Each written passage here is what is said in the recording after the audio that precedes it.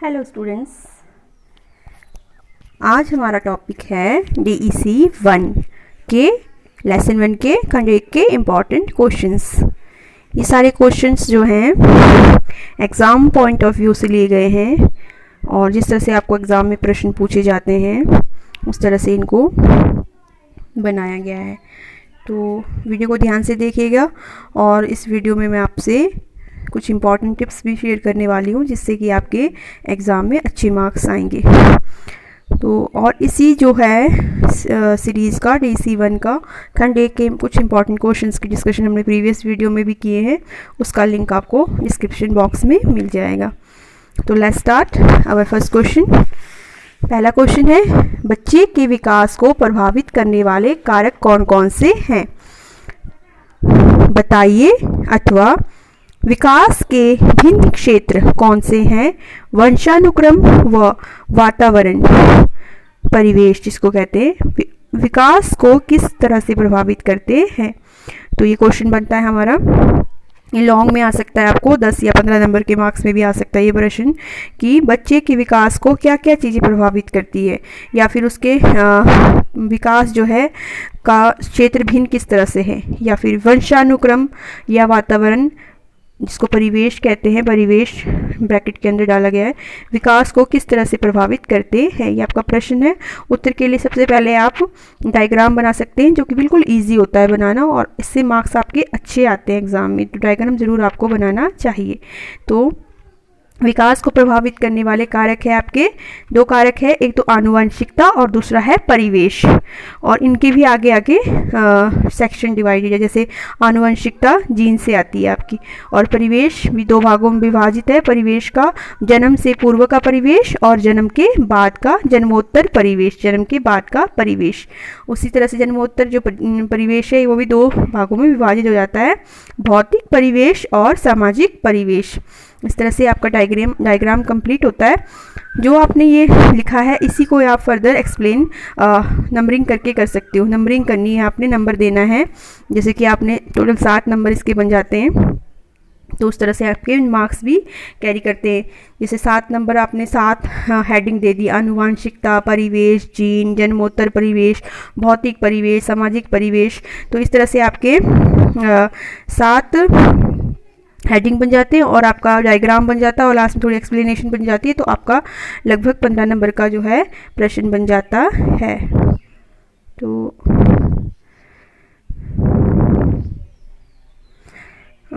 अब आनुवंशिकता और आपसे पूछा गया है यहाँ पर कि वंशानुक्रम व वातावरण विकास को किस तरह से प्रभावित करते हैं। तो इसका उत्तर भी यहाँ पर लिखा गया है, उसको हाईलाइट किया गया है। वंशानुक्रम और परिवेश बच्चे के भाषा संबंधी विकास तथा उसके व्यवहार को प्रभावित करते हैं। बच्चा पहले कम बोलता है अथवा हकलाता है तथा धीरे धीरे से बोलता और बाद में फिर इस तरह से वो धीरे धीरे बोल के फिर बोलना सीखता है। तो ये उसके आनुवंशिकता के कारण हो सकता है, ठीक है, या परिवेश के कारण हो सकता है, उससे कम बातें करते हैं या फिर उसके परिवार में पहले से ही लेट बोलना स्टार्ट हुआ है, तो उस तरह से ये चीज़ कैरी करती है आगे भी। और यदि उसका कद छोटा है, औसत से कद छोटा है बच्चे का या बालक बालिका का, तो वह अपने प्रति अधिक सचेत होगा, जैसे कि उसका व्यवहार इससे प्रभावित होगा। कोई भी आपका कोई भी व्यक्ति है, उसका अगर औसत से कम कद है या फिर कोई भी नुस्ख है उसमें, तो वो अपने व्यवहार में उसका प्रभाव पड़ता है। कैसे? क्योंकि वो अपने उसके प्रति ज़्यादा सचेत रहता है, इस चीज़ के प्रति अधिक सचेत रहता है और उससे उसका प्रभाव भी व्यवहार प्रभावित होता है। ये सारी चीज़ें उसके परिवेश पर निर्भर करती है। तो ये सारे आपने देना है। तो इस तरह से आपका 15 नंबर का 10 से 15 नंबर का क्वेश्चन बन जाता है। ये आप जो है नीचे लिख सकते हैं, मैंने यहीं पर दे दिया ये, और इसको आप हाईलाइट भी कर सकते हैं इस तरह से। किन कारकों, अगला प्रश्न है आपका, किन कारकों की वजह से बच्चों के लिए देखभाल सेवाएं आयोजित करना आवश्यक है अथवा शिशु गृह सेवाएं क्यों आवश्यक है। तो ये प्रश्न है आपका कि शिशु गृह सेवाएं क्यों आवश्यक है या फिर जो है किन कारणों से बच्चों के लिए देखभाल सेवाएं केंद्र होने आवश्यक होते हैं। तो इसका उत्तर है आपका, वे कारक जिनके कारण देखभाल सेवाएं आयोजित करनी चाहिए वो है नंबर 1, क्योंकि अनेक परिवार संसाधनों की कमी के कारण अपने बच्चों की आवश्यकता पूरी नहीं कर पाते हैं। तो कई परिवार ऐसे होते हैं जो अपने बच्चों की सभी आवश्यकताओं को पूरी नहीं कर पाते, तो उनमें पोषण की कमी हो जाती है। इसी कारण जो है ये सेवाएं केंद्र जो है उनको भरपूर पोषण और उनका ध्यान रखती है, तो ये आवश्यक होनी चाहिए। तो दूसरा कारण है उन परिवार में जहाँ माता पिता दोनों घर से बाहर काम करने जाते हैं और उनके पास बच्चों के देखभाल की सुव्यवस्था नहीं होती है। तो कई एग्जाम्पल ऐसे भी मिलेंगे जहाँ माता पिता दोनों ही काम करते हैं और घर में कोई भी नहीं है, तो बच्चे की देखभाल के लिए तो शाला पूर्व केंद्र या फिर शिशु गृह की सेवाएं होनी चाहिए। इसके अलावा शाला पूर्व शिक्षा बच्चों को स्कूल के लिए तैयार करती है, अतः यह आवश्यक है। तो ये भी तो बिल्कुल आसान है कि स्कूल के लिए अगर बच्चे को तैयार करना है तो उनको पहले शाला पूर्व केंद्र में भेजना चाहिए। तो ये हो गया आपका प्रश्न 2। और ये आपका तीसरा प्रश्न है, एक 2 वर्षीय और एक 5 वर्षीय बच्चे की खेल क्रिया का अवलोकन कीजिए और प्रत्येक की 2-2 खेल क्रियाएं लिखिए। इनकी खेल क्रियाएं भिन्न क्यों हैं? एक बच्चा दूसरे बच्चे से किस तरह से भिन्न है? एक बच्चा दूसरे बच्चे से किस तरह से भिन्न है? तो इस तरह से आपके प्रश्न पूछ सकते हैं आपसे कि 2-2 आपने अवलोकन करना है और 2-2 उदाहरण देने हैं उनके खेल के।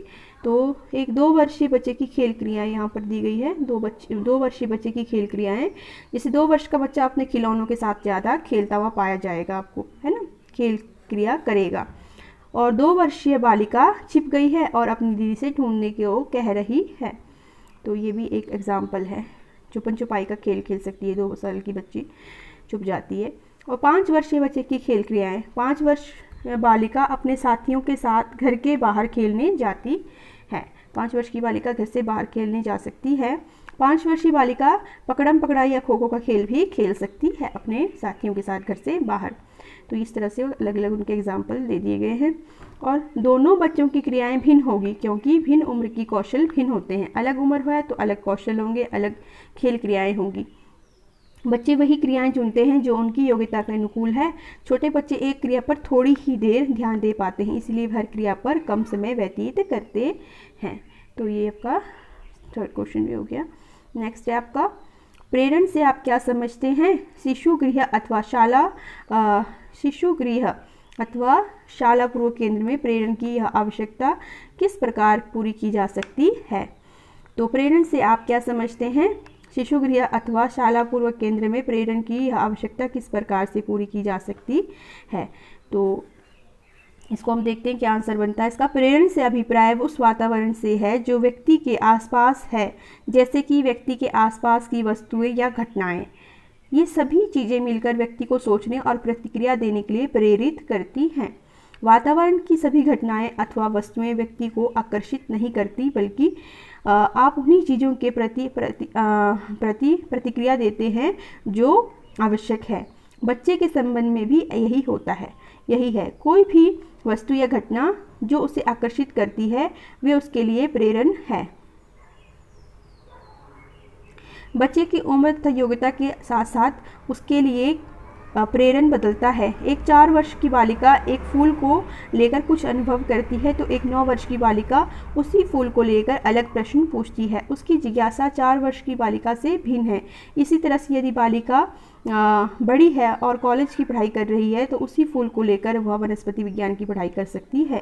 तो यह एक उदाहरण है कि किस तरह से उम्र के साथ साथ चीज़ें प्रेरण बदलते हैं। तो प्रेरण का मतलब ये है कि आपके आसपास का वातावरण में जो वस्तुएं या घटनाएं हैं, तो उन वस्तुओं के प्रति, उन घटनाओं के प्रति जो आप प्रतिक्रिया देते हो और जो प्रेरित चीज़ें आपको प्रेरित करती हैं, तो ये सारी प्रेरण कहलाती है। जैसे कि और हर व्यक्ति की जो है प्रेरण अलग अलग हो सकते हैं। ये उम्र के साथ सभी घटना जो है प्रेरण अलग अलग होते हैं, ठीक है। आपकी योग्यता और उम्र के साथ जो है आपके प्रेरण भी चेंज होते हैं।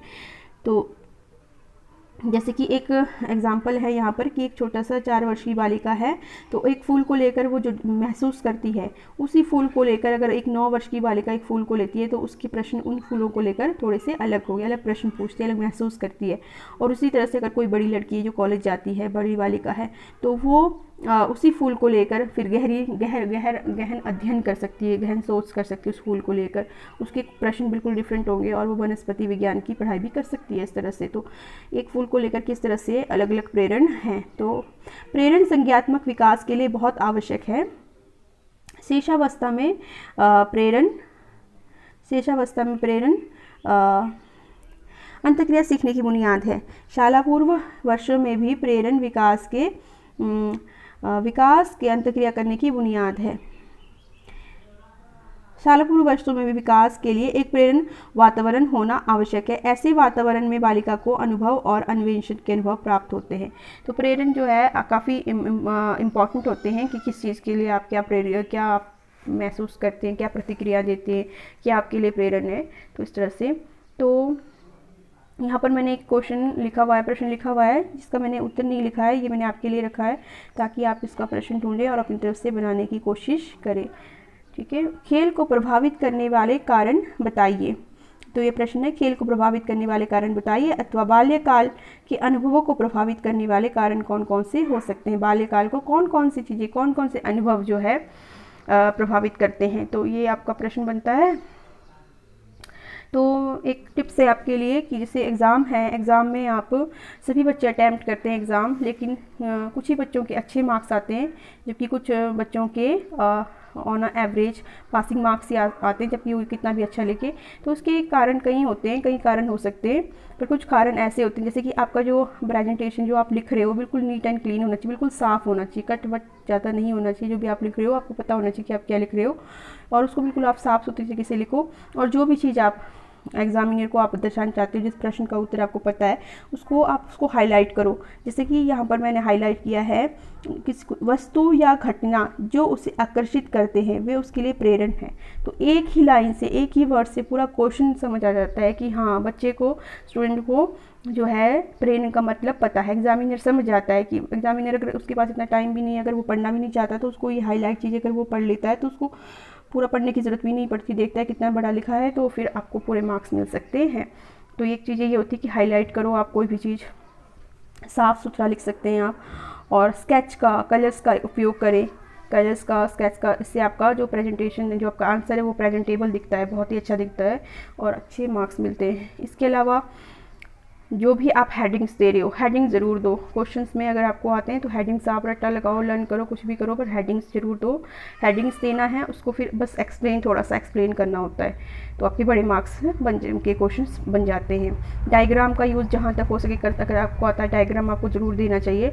डायग्राम से भी अच्छे मार्क्स मिलते हैं और डायग्राम बनाने बिल्कुल ईजी होते हैं। इस तरह से जब जैसे आपका प्रश्न ख़त्म होता है तो आप 4 या 5-6 लाइन का आप गैप दे सकते हो नेक्स्ट क्वेश्चन लिखने से पहले। इसके अलावा प्रश्न संख्या बिल्कुल ध्यान से अच्छे से लगाएं। कई स्टूडेंट्स ये बात बिल्कुल नॉर्मल है, पर इजी चीज़ें ही गलत करते हैं लोग। अब सोचते हैं कि ये तो बिल्कुल इजी बात है कि हाँ, प्रश्न संख्या तो सभी लगाते हैं, बट लगाते हैं कई बार कई बच्चे गलत लगा के आ जाते हैं। तो प्रश्न पूछा गया है, आप उसका वो प्रश्न संख्या का उत्तर सही लगाएं। तो ये कुछ टिप्स है जिससे आपके मार्क्स अच्छे आएंगे। तो आई होप आपको वीडियो अच्छा लगा हो और आपको समझ आए हो क्वेश्चंस। तो थैंक यू।